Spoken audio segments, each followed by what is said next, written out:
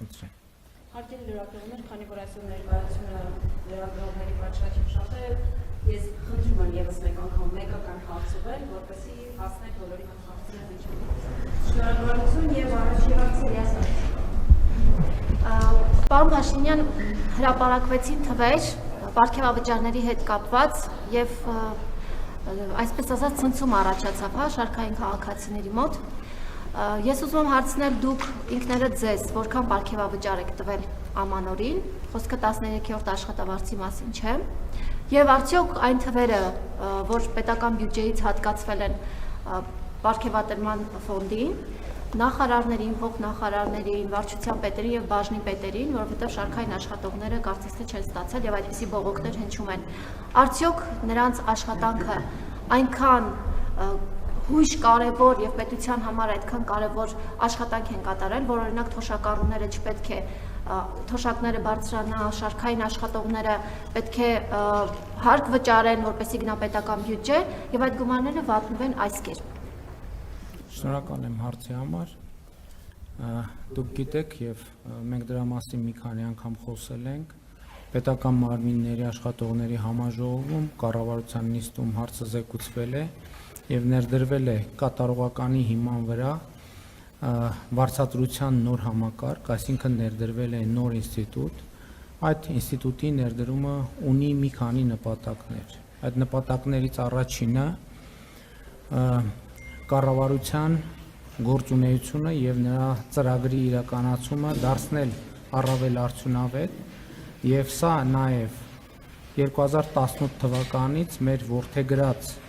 0 կոռուպցիա եւ 0 հանդուրժողականություն կոռուպցիայի նկատմամբ քաղաքականության գործնական շարունակությունն է, որովհետեւ մենք որդեգրել ենք ամբասիր եւ որևէ ազդեցությունից զերծ պաշտոնյայի տեսլականը եւ այդ տեսլականը իրականացնելու եւ կառավարության արդյունավետությունը բարձրացնելու համար մենք համարում ենք այդ որոշումը անհրաժեշտ, սա հիմնավորումներից մեկն է, հաջորդ հիմնավորումը այն է, որ մենք պետք է պետական համակարգում աշխատանքի մրցունակությունը շարունակաբար բարձրացնենք, որովհետեւ մենք տեսնում ենք, որ պետական համակարգից որակյալ աշխատողների արտահոսք կա դեպի մասնավոր հատված եւ ընդհակառակը մասնավոր հատվածից նույնիսկ բարձրաստիճան աշխատանքների հրավիրելիս մարդիկ օբյեկտիվ պատճառներով կամ սուբյեկտիվ պատճառներով չեն կարողանում ընդունել առաջարկը, ինչքան էլ ուզում են, որովհետեւ օրինակ մարդիկ կան, որ այլ տեղերում հաջող կարիերա են անում եւ երբ որ մենք նրանց հրավիրում ենք աշխատանքի, նրանք բերում են շատ բարձ հիմնավորում։ Նրանք ասում են, այո, մենք ուզում ենք մեր պետությանը ծառայել, բայց այս ընթացքում մենք ստանձնել ենք ֆինանսական պարտավորություններ, որը մեր ընթացիկ աշխատանքի հետ լիարժեք, համարժեք եւ համապատասխան է, եւ մենք օբյեկտիվորեն չենք կարող այդ որոշումը ընդունել, այսինքն տեղափոխվել աշխատանքի պետական համակարգում։ Հաջորդ հիմնավորումը այն է, որ մենք վերջին շրջանում նկատում ենք միտումներ, որ պետական բարձրաստիճան պաշտոնյաները որոշակիորեն իրենց իրավունքները պաշտպանելու առումով խնդիրներ են ունենում, ինչու, որովհետև հատկապես ապատեղեկատվության պայմաններում շատ պաշտոնյաներ կամ պարզապես չեն կարողանում իրենց իրավունքները դատական կարգով պաշտպանել, որովհետև ունեն ֆինանսական սահմանափակումներ եւ մենք դեպքեր ունենք, երբ որ մարդիկ իրենց պարզ իրավունքները պաշտպանելու համար ճիշտ է դատարանի որոշումներով հասել են լուծումների, բայց ասենք 1 միլիոն, 1.5 միլիոն դրամ գումար են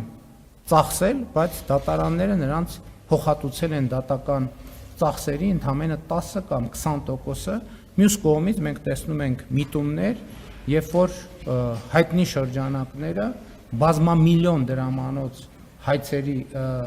դրամների հայցեր են ներկայացնում պետական պաշտոնյաների դեմ եւ ըստ էության մենք դա գնահատում ենք որպես պետական համակարգը կաթվածահար անելու հիբրիդային սպառնալիք, որովհետեւ ինչքան էլ կտևի այդ դատական գործերը, այնուամենայնիվ անհրաժեշտ է իրավական պաշտպանություն, իսկ իրավական պաշտպանության համար անհրաժեշտ են ծախսեր եւ այլն եւ այդպես շարունակ եւ հաջորդ գործոնը, որը պակաս կարևոր չեմ համարում, հետևյալն է, որ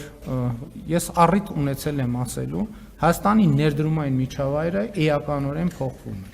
Շատ էականորեն է փոխվում եւ Հայաստանի Հանրապետություն հոսելու են մեծ ներդրումներ եւ մեծ մրցակցություն է առաջանալու Հայաստանի Հանրապետությունում իրականացնելու ներդրումային ծրագրեր եւ այս առումով մեր գնահատականն այն է, որ կոռուպցիոն ռիսկերը էականորեն կարող են մեծանալ եւ մենք այդ թվում պետական պաշտոնյաներին եւ պետական համակարգը պետք է կարողանանք պաշտպանել կոռուպցիոն ռիսկերից։ Հաջորդ կարևոր գործոնն այն է, որ մենք ռազմավարություն ենք որդեգրել, որ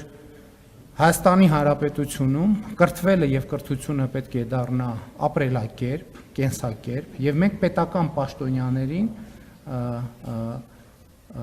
ըստ էության պարտադրում ենք, որ նրանք շարունակաբար իրենց մասնագիտական որակավորումները կրթությունը բարձրացնելու ուղղությամբ աշխատեն, իսկ դա նաեւ որոշակի լրացուցիչ ֆինանսական ծախսերեն կար գաղափար, որ մենք պարզապես այդ միջոցները պետական բյուջեով նախատեսենք, բայց մենք հիմա այս համակարգում ներդրել ենք եւ վարձատրության մի որոշակի մասը, բավական էական մասը պետք է ծախսվի մասնագիտական հմտությունները զարգացնելու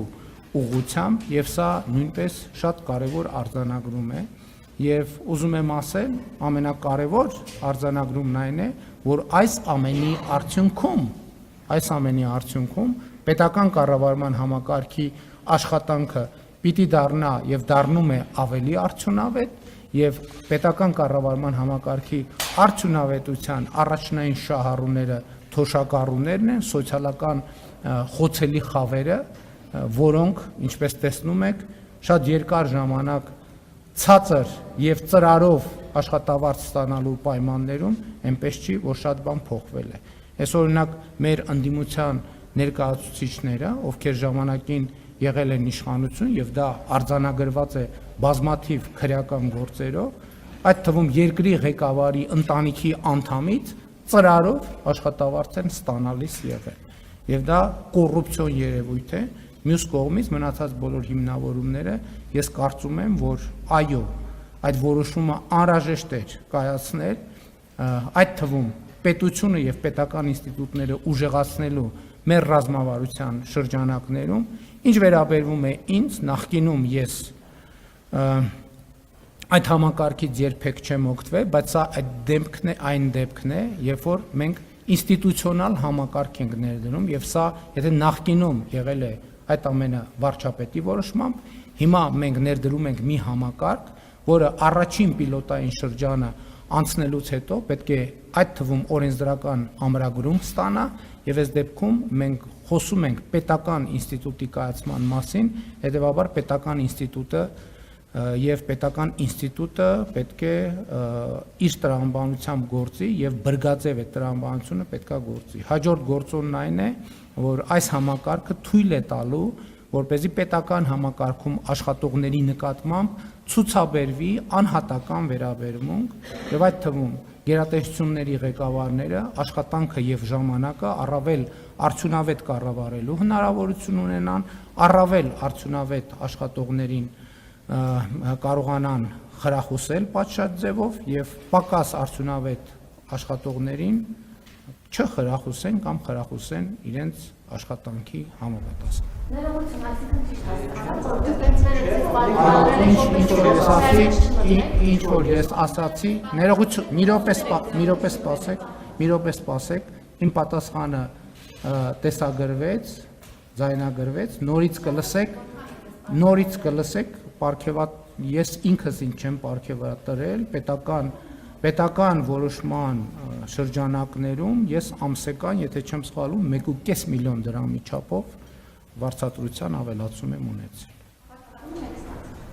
Այդ համակարգով 1.5 միլիոն դրամի վարձատրություն եմ ստացել։ Հաջորդ հարցը Աննա Սախարյան։